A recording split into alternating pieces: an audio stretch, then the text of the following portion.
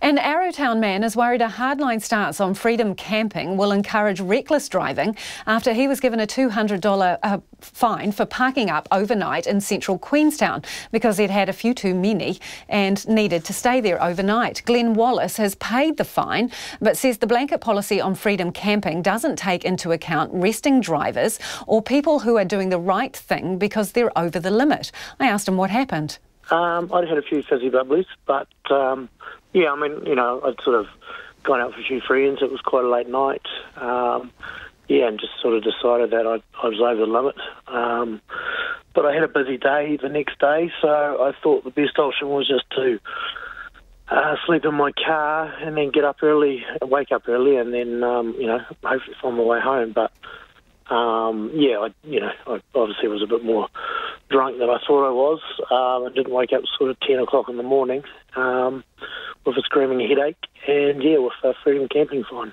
Yeah, with a surprise on the windscreen, was it? Can you just explain what is the ticket when you plucked it out that morning? What did it say? What was it? Well, it basically just said that I was being fined $200 for freedom camping, which I thought was a bit strange because I've lived in Arrowtown for 16 years and been a ratepayer and been on just about every committee under the sun and coached rugby, and I've put a lot back into the community, so I wasn't too concerned at the time. I thought, oh, well, surely I'll get off this because, you know, I am a ratepayer and, you know, I essentially pay the bills around here. But, yeah, I went into the council and they said no, computer says no, so...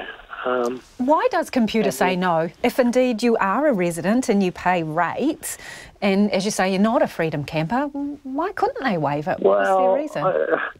Computers don't make mistakes, but the programmers that are putting in the information, they do make mistakes because ultimately at the end of the day, I don't know who's feeding all this stuff into the system, but, you know, it really has bureaucracy gone mad.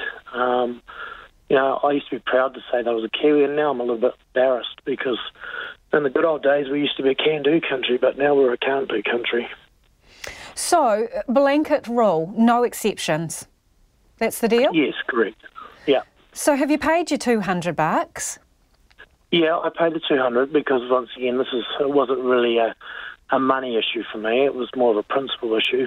You know, I could have got a taxi home, which would have cost me $80. I would have left my car in the middle of town, which would have been a $40 parking ticket, and then another $80 taxi back to get my car in the morning equals $200. So I thought I was being responsible and not driving. I'm lucky enough that I can actually afford to get a taxi home, but I'd hate to think that, you know, what a young person out there with no money, what they're expected to do in that situation. You know, it's a basic human right that you should be allowed to have, you know, some protection when you're out in the elements. Hey, so what do you think should happen now then? Well, I don't know because, like, I actually switched my phone off yesterday. I didn't realise this was going to be such a big storm in a teacup, but it appears to be happening all over New Zealand. So, you know... What do you mean? People getting tickets? People getting tickets for sleeping in their cars, or...?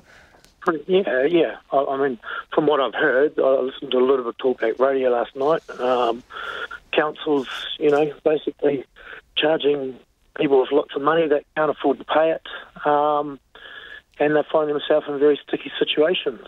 So, I mean, I've ran my own business for the past 12 years, and I'm accountable for everything that goes on.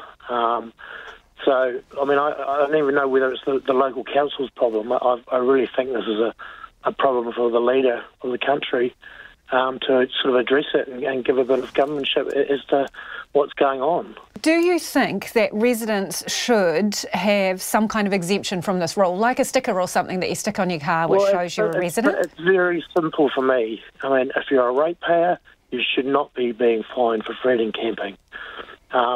If you get tired and want to pull over on the side of the road and have a sleep, you'll be fined for that these days, apparently.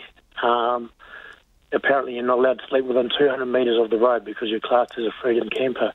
There are signs everywhere saying, you know, if you're tired, pull over and take a break. Now, for some people, 40 minutes is not going to be long enough. You're going to need a bit more time than that to get back into. Does a truck driver get a freedom camping fine when he pulls over on the side of the road? So were there anybody parked up around you having a sleep as well? Did you see any other genuine freedom campers parked up near you? No, I was right outside a bar in Queenstown. It was Wilkinson's Pharmacy, right in the middle of town. It's not exactly a freedom camping zone, So you were alone in your ute, having a wee nap? Yeah, having a wee nap, yeah. OK, well, let's put it to the test, though, Glen. Freedom camping is also concerns about toileting. What did you do? Where'd you go for... Well, I mean, it's all obviously an education process, but from what I've seen, the majority of freedom campers are very respectful. I used to do a lot of travelling myself, and I actually talked and picked up a lot of hitchhikers, and the majority of them are fine. But yes, there are the odd bad apples that go and shit everywhere and take it for granted and so on. So but what really, did you do though, Glen? Because you were camped out overnight in your ute. When you needed to go to the loo, did you go to the loo somewhere on the street or nearby or in a garden, or what did you do? Yeah, well, I mean, I'd been in a bar, so I'd gone to the toilet before I got in my truck and then passed out basically. So you didn't need to go for a wee during the night? No, I'm 45 years old. I can manage to get through the morning without peeing myself. But I would like to see change. I would like to see a bit of common sense come back into this country, rather than just everyone saying computer says no and not really caring. And that's Glen Wallace, who was fined $200 for freedom camping when he spent the night in his car after he'd had one too many.